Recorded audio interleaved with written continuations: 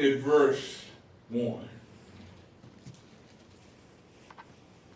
Amen. When you have that, say amen. Amen. Amen. You'll find these words recorded. We're reading from the King James Version. And it said, and he entered again into the synagogue, and there was a man there which had a withered hand. And they watched him whether he would heal him on the Sabbath day, and that they might accuse him. And he said unto the man which had the withered hand, stand forth. And he said unto them, is it lawful to do good on the Sabbath day, or to do evil, to save life, or to kill? They held their peace. And when he had looked around about on them with anger, being grieved for their hardness of their heart, he said unto the man, stretch forth thy hand. And he stretched it out, and his hand was restored whole as the other. Amen? Amen. You may be seated. Amen. Verse 5 says, and he had looked around about on them with anger, being grieved for the hardness of their heart. He said unto the man, stretch forth thy hand. And he stretched it out, and his hand was restored whole as to the other. We want to talk for a moment. And he stretched it out. We ought to stretch it out when God asks us to stretch it out. So have you ever had a dream and watch it crumble before your eyes? Yes, Lord. Was it the dream of your career? Was it a job opportunity? Our dream drive us. It get us going. Without them, our lives come to a screeching halt, and we join what is called the mass of the man who live in a quiet desperation. Amen. I dream.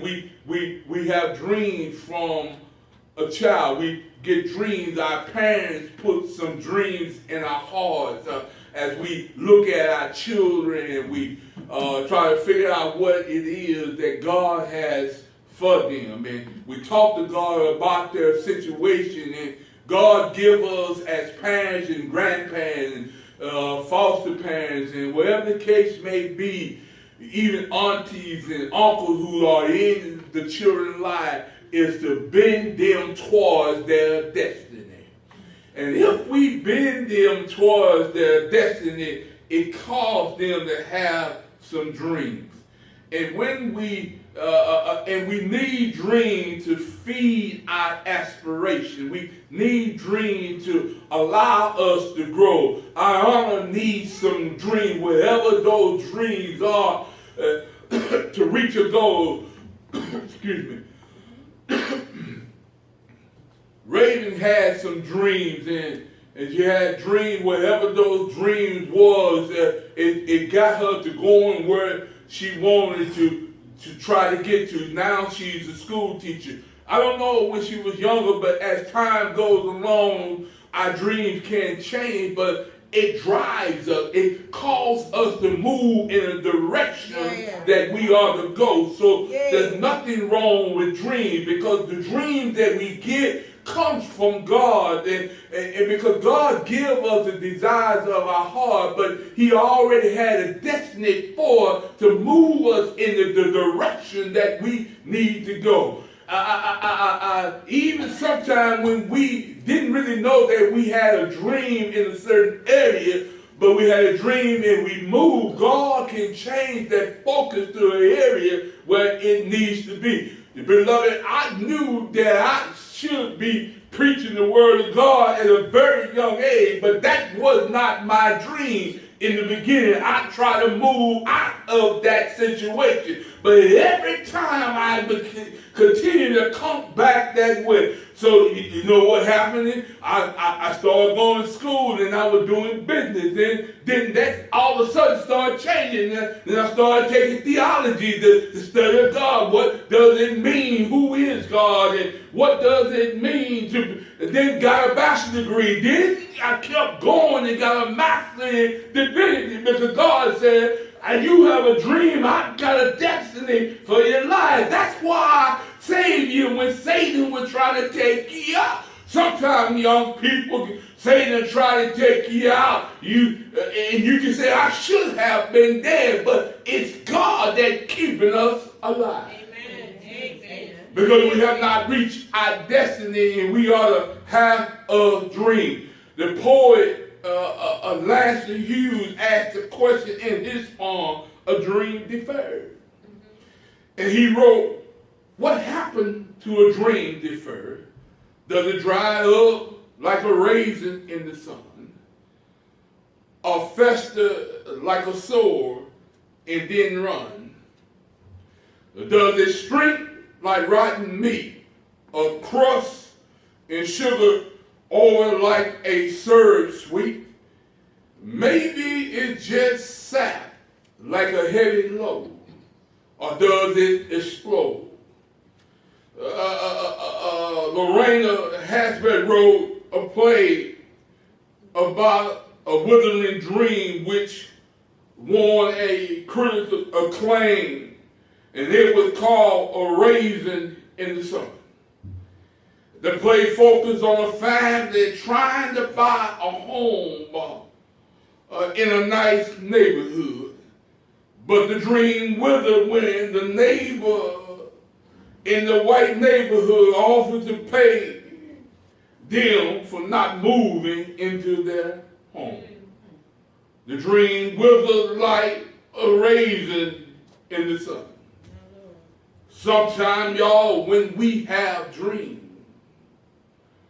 we need to understand that being offered money can make us lose focus of our dream. Amen. Amen. Amen. What are you saying, preacher? I'm saying, y'all, all money ain't good money. Amen. Do y'all hear me? Yes. Yes. Sometimes we think, oh, it's cash. I can do this and I can do this and I can do that. All money ain't good money. Amen. Amen. So you are not trying to get good money, get money that does you no good. Amen. Amen. I told them, what do you mean all money ain't good money? Money is money. If I'm selling crack to young people, they ain't no good money. Amen. Do you hear what I'm saying? Yes. Yes. But am I going out and making a living, and even though it may not be what it is that I need to be or what I want to do at the time, I still need to be moving and making that money, because when we doing what God is asking to do, but it's still not our dream, it is part of the dream, because sometimes you need to get set up for the dream. Amen. You need to get prepared for the thing that you're seeking. If I'm a carpenter, I got to go through some apprenticeship before I can be called a master carpenter. I got to learn how to read a ruler and make sure that I cut things the right way. And when it asks for a 45-degree angle, I can't cut it at 43. It's close, but it ain't good enough. What are you saying, preacher? I'm saying that Agrippa told Paul that I almost was a Christian. You almost persuaded me. Almost, y'all, is not good enough. It needs to be on the line. So the will of dream may impact us in many ways. It can shrink us like rotten meat, make us bitter and disdain for people when we don't reach our destiny.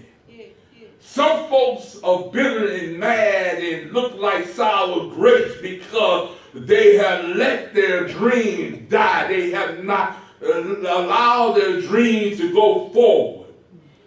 amen, we ought to teach our children, our nieces, our nephews, our grandchildren, that if God gives them the dream, they ought to do everything that they can to reach their dream. We need to encourage them to reach their dream, because I guarantee you, whatever it is that the dream that they have, you need to understand that it's coming from God. If they're not talking about robbing banks, if they're not talking about selling dope on the street corner, if they're talking about, even if they're saying they want to be a truck driver, even if they say they want to be a garbage man, that's their dream. They can be the best garbage man or truck driver that it is. But see, but when they think that they are a garbage man, God is really not saying that you're a garbage man. That's where you're going to start, but you're going to be the management of the garbage. You're going to be the head honcho of the garbage. You're going to have thousands of people working under you, picking up garbage. But you need to start there first, that you know that this is where I need to be. Amen? Amen. Some are teachers like Raven, but then they go on and they get higher education and become principals so they can guide teachers. Amen. Amen? Amen, Raven? Amen. Some go on and get higher education, master's degree. I need to repeat myself. Come on. So that they can be leaders of teachers.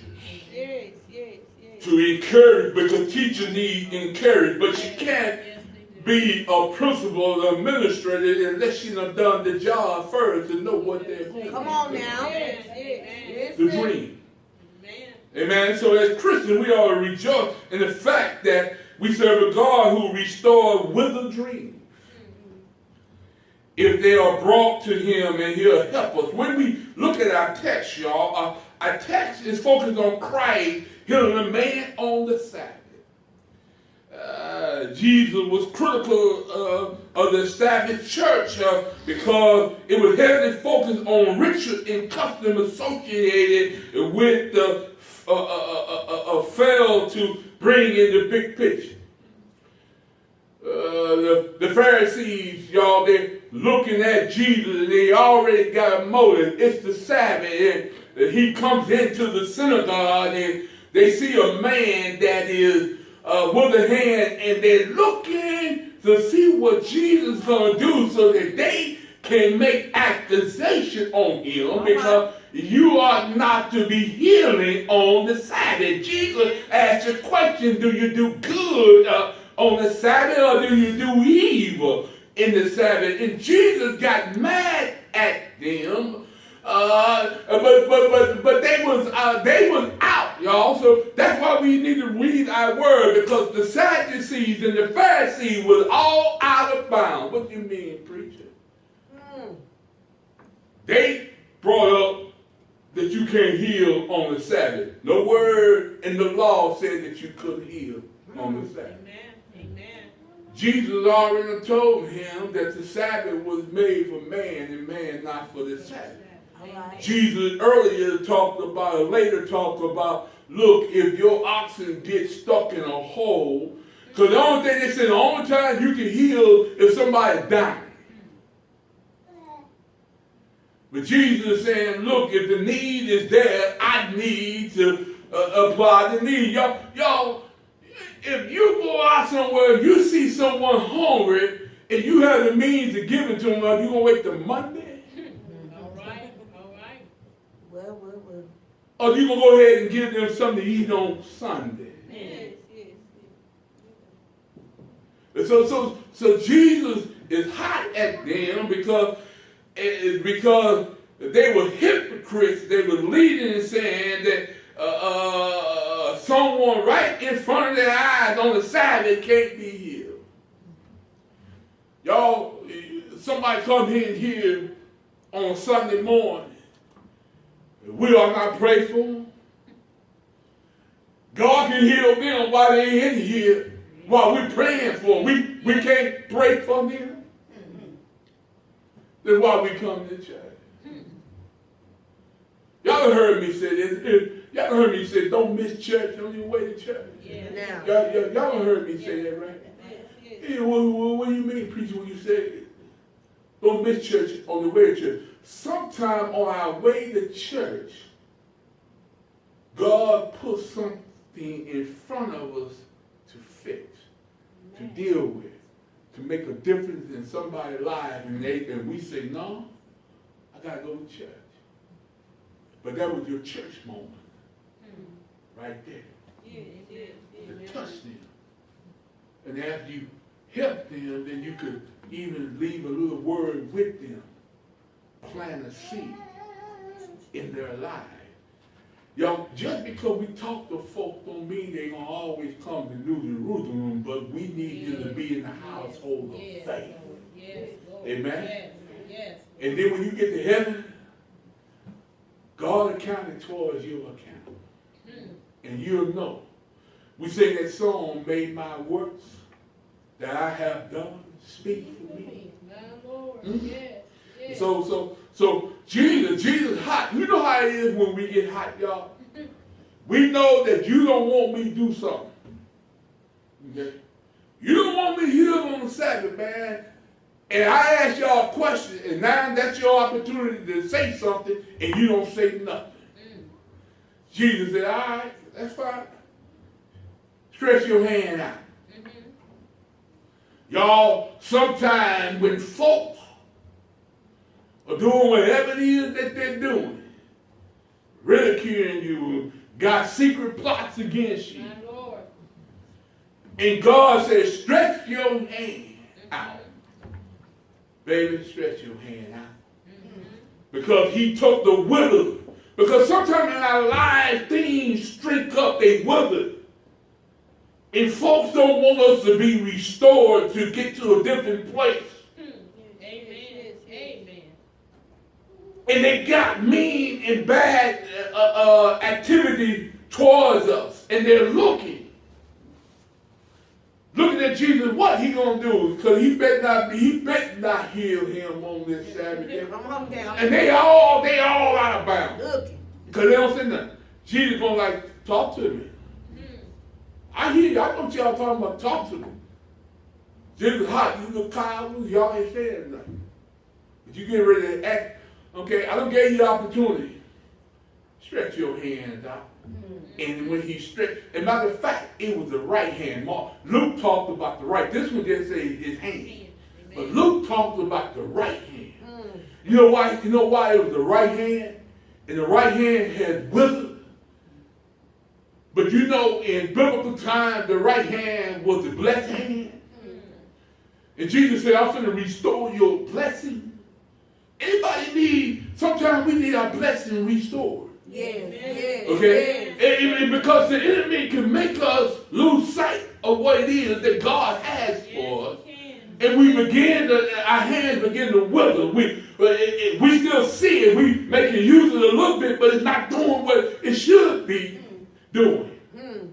So in Luke, it says the right hand, the blessed hand, and it was significant. God said, look, Jesus said, look, it's going to be just like your left hand, but that's your blessed hand, and you can go do what it is that God needs for you to do. We need for our dreams not to be withered, and if they do, even because time, y'all, sometimes can cause us to lose focus of our dreams. Yeah. We thought about our dreams, now we said we're too old to do this and do that, but you're not.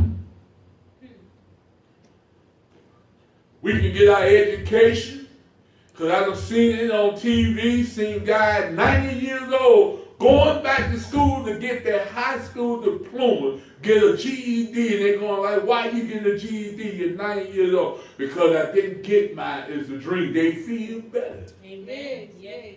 I ain't looking for no job, but I want this. And y'all, to Raven, to Iona, to Tyler, if you college prone, you got the ability to go to college, you need to. All right. Now some may not be there, but they can go to trade school or technical school, and you can make a lot of money doing that too. So whatever it is, but what I'm saying is when you get an education, they can take everything they want to take from you, but they can never take that what is in here. Yes, Lord. Yes, thank you. And you get that education, but you also get your education from life experiences. It's not just going to school and getting education, but it's also taking life experience and getting education, and also taking the experience of your loved ones, your aunt, your mom, your dad, and not do and make the same mistake that they do, but still reaching your destiny. Amen. So stretch out your hands.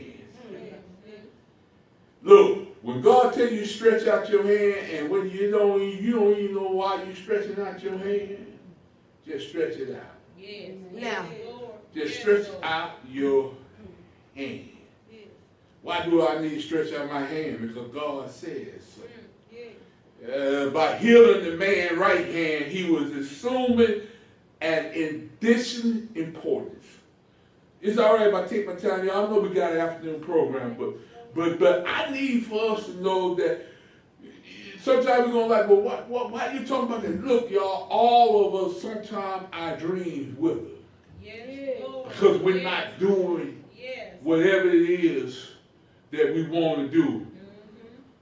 Because Satan has a way of distracting us. He has a way of putting stuff in front of us that look good.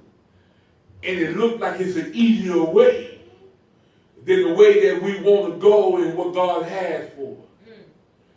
Now, when God tells us to go another way, then we go another way. But sometimes, y'all, God needs us to go through the pain and the struggle so that we can appreciate what it is and where we're going to. Amen. Sometimes, y'all, we got to go through the storm to realize the lesson that God is bringing to us that we might be able to show somebody else.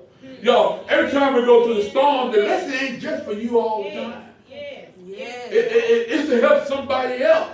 And it behooves us if we're watching somebody going through the storm, we ought to be watching and asking God to give us wisdom in what they're going through, because sometimes we want to help them and we can't. All we can do is watch, but when we're watching them go through the storm, we ought to ask God, give us some wisdom and give us discernment what they're going through so that we know how to be better whatever it is, because we may find ourselves going through the same storm.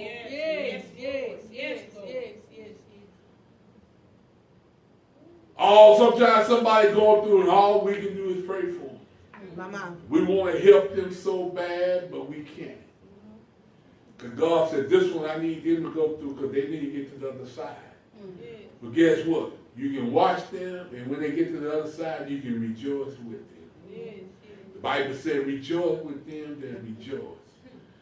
Be sad with them when they're sad.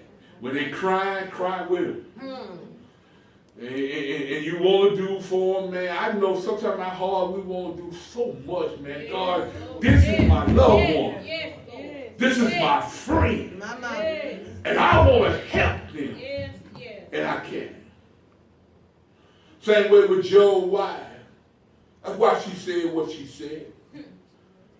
Won't you just cuss your God and die? Because she wanted to help her husband and she couldn't. He going through and she didn't know why he was going through, because she knew he was a good husband, a good father. She knew he was a godly man. But she couldn't understand. And I can't help you go through what it is that you're going through. I don't know why you're going through, but good God Almighty, why do you have to go through it? Don't y'all feel like that sometimes? Loved ones sick, your mama's sick, your daddy's sick, your wife's sick, your husband's sick. They're going through it. Nobody knows what's going on. Nobody can help them. But God said, look, don't worry. Just make it to the other side. And you will know why. And I will allow you to get to the place that you need to get. All I need for you to do when I ask you to stretch out your right hand That's your blessed hand. I'm going to put a blessing on your hand. I'm going to anoint that hand. And whatever you touch, it's going to increase because you trusted me. Yes. Amen? Withered hand. Y'all, sometimes we have withered experience. Really, we have some withered experience. What you're saying, preacher, I'm saying that there are many who today have fallen victim to withered experience. These experiences, for the most part, have stolen life away from us. They are withered. Instead of pursuing the dream, they are relegated themselves to a mundane routine. They relegate themselves to do the same thing over and over again. Now, this was the case when a man had a withered hand. There is no history of what hand was withered, but it was the right hand when we look at Luke. And God wants us to pay attention to what it is that we need to do, because when we have a withered hand, sometimes we begin to pray more. And God sometimes allows us to go through things so that we can talk to Him more. Because we neglect ourselves and we're not talking to Him the way that we used to. And sometimes we get ourselves in a little trouble, then we begin to talk to God a little more when we are in trouble.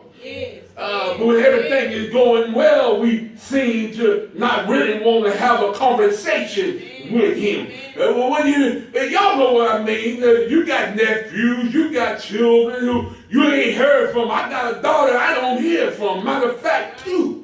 You don't hear from them when everything is going well, but when they done lost their job, or when they done got kicked out of their home, or whatever the case may be, their car needs fixing, they need some help, then they call you.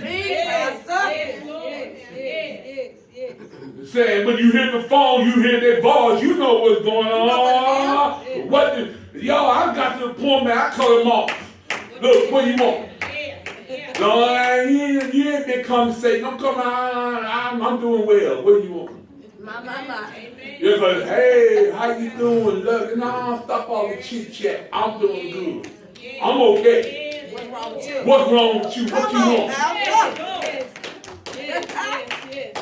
Then I need to know how much it is. Because if it's too much, they ain't giving it to you. Because let me talk to the person that's going to be doing what they going to do. Because I need to know what's going on. You add something to that. And all I'm going to do is give you bad minute. I'm going to give you enough to get it fixed. Oh, well, can I borrow? Don't worry about it, baby. You don't need to borrow this. I'm going to give it to you because I ain't going to get it back anyway. So I ain't even talking about borrowing. Because I said if I give it to you, I'm going to expect it back. I'm going to get all upset, mad. Want to go crazy, come to the house, your house, talking about where my money at. You said that you was borrowing, so I'm just going to give it to you and we all good. Yeah, I done gave you a whole lot before, but that's all right. I'm going to give you this one too. God, please help my child, my nephew, to get it together, man. Because my pocket just getting weak, man. I really want to do some other stuff, but I can't do it because I got to do this for them. And Lord, I sometimes I got to say no, because if I don't say no, look, when I'm out of here, what you going to do? Because someday I'm gone. You need to figure this thing out. That's a good one. Bless us, Pastor. Oh, what you talking? Look, y'all, my hand gets withered sometimes. But when God tells me to stretch it out so He can bless it. And then when He blesses, sometimes I really don't want to bless some other folks, some folks that have been blessing. I don't want to do it. But God said, no. Y'all, I don't know about y'all, man, but for me, sometimes I be going like, no, man. Y'all ain't learned nothing yet, man. I just pouring my money in a hole, man. Y'all get it together. God said, no. On this one, go ahead and give it to him. Now. Jesus, man, I'll be praying again because they try to spirit by the spirit. I want to make sure they ain't saved, man. Telling me that.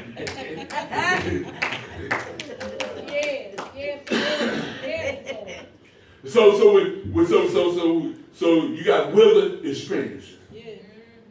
But you do know that you got to deal with mess, don't you? Come on. That's my second point. Yes. I- Come on. I'm getting ready to sit down, get ready to go. Yes, But y'all, yes, Lord. y'all know we deal with some mess sometimes. Amen. Amen. Yes.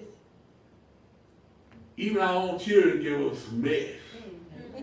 Man, I'm thinking about Serenity. She get messy and you got to clean it up, man. But that mess may not stop just now.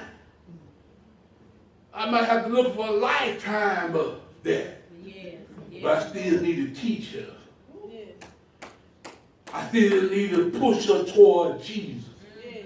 Yes. And then whatever her destiny is, wherever it is that God has for her, because He allowed me to be her parent, let me bend her toward that destiny. Yes. Yes. Yes, Lord. Not break her, Yes. but bend her toward that destiny. They need it sometimes because you do know our children can get lazy sometimes. And I'm going like, Lord, don't let me have no sorry children. I can deal with a lazy one, I can push, man, but you got some kids that's sorry. You can't do nothing with a sorry person, man. Y'all know what I'm talking about. I'm talking about sorry. Sorry. Mother, I'm talking about sorry. Lord, but I can't, I got a sour, but I got to deal with a sour man. Uh-oh. Boy, y'all need to put a rope around me because I'm finna put something on this one, man. I'm going to tell him what he like, what he look like, what he act like. Negro, get out of my face, man. I ain't trying to get it. If you're lazy, I can light a fire on you and get you moving. Yeah. But if you sorry, Yeah. Yes, It's different. good God, I can't stand a sorry man, y'all. Come on. Look, if I can't stand one, One big boy. Ray, they not bring no sorry man up in here. Amen. You two are playing. That's why I be asking y'all to bring them, let me see it first. I can tell if I don't get them on the first one, I pray about it, bring them one more time so I can make sure that Negro ain't sorry. Amen. Amen. Okay? Black, white, green, whatever color you bring, it don't make no difference. Yes. Let me check him out. Yes. Yes. Y'all, did y'all hear? Listen to me, y'all. Look at me when I say this. Sorry. No sorry man. You hear me? Shake your head, yes, sir. Yes, sir. I need to hear it. Yes, thank you. No sorry man. Amen.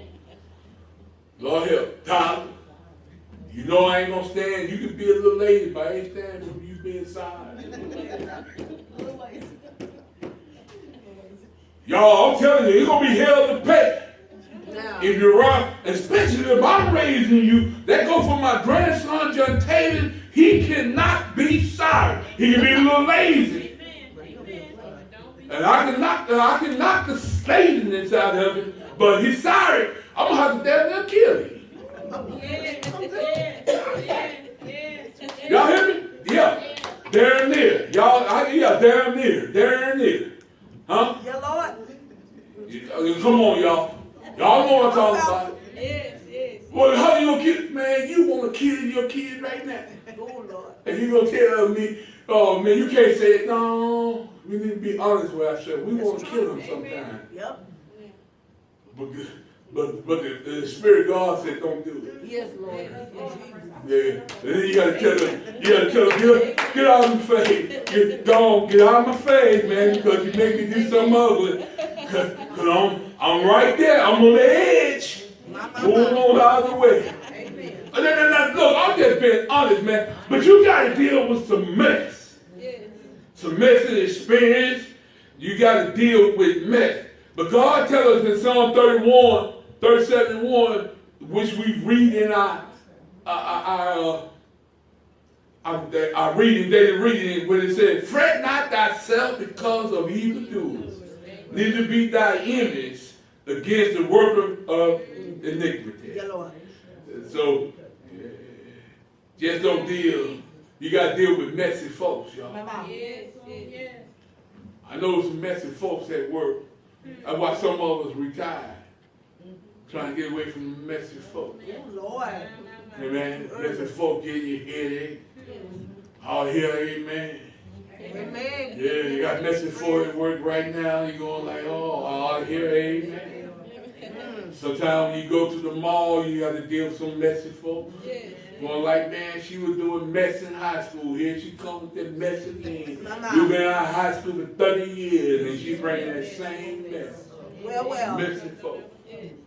You got to deal with them. Amen. Stretch out. So we deal with messy folks. We got wiggle experience, and then we need to stretch out. And when we stretch out, we must be humble.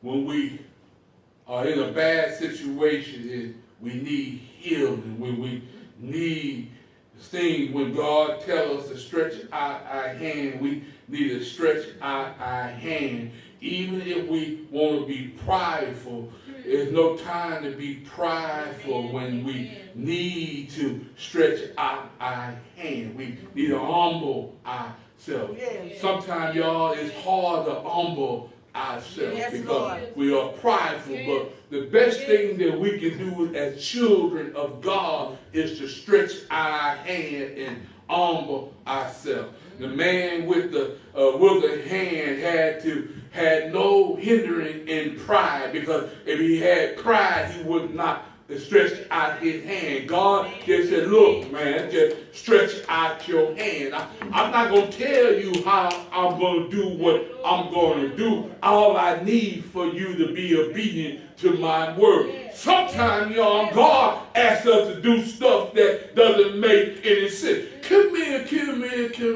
come here. Let me see. Y'all remember that there was a captain in the soldier, a captain in the army that the prophet told him to go to the dirty Jordan and dip himself 7 times in the river of his leprosy, and he would become clean. And he looking at, who do you know who I am? Why am I going to a muddy river to be clean? But when he humbled himself and became obedient to the man of God, when he dipped himself in that dirty Jordan River, when he came out clean, y'all. Sometimes when God tells us to do something, it just don't make any sense. But it don't have to make sense. If God said it, then that's enough. And if God said that to you, then you just ought to do it. Humble yourself. Even when you look like you're going to look foolish before a man, don't worry about that, because you'll come out on the other side ahead. Just do what it is that you need to do. Look, you want to see the result of stretching? We have this when we stretch our hand. When we stretch, God has spoken, and when God speaks, it shall be so. When God said it, that's enough in itself. When God stepped out on the blackness of creation, he spoke the word, and then the word became the earth. Then he said, let there be light, and light was. When God speaks, it shall be so. When Noah prepared for the flood, his word did not return void, for it rained for 40 days and 40 nights. When God speaketh, it shall be so.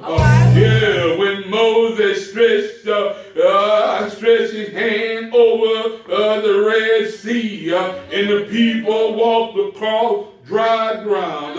It happened, yes it did. It happened, and it proved again that when God says it, it shall be so. When God tells you, I'm blessing you, when God says it, it shall be so. the valley of dry bones. Yeah, he told these bones, can you live again? Long before his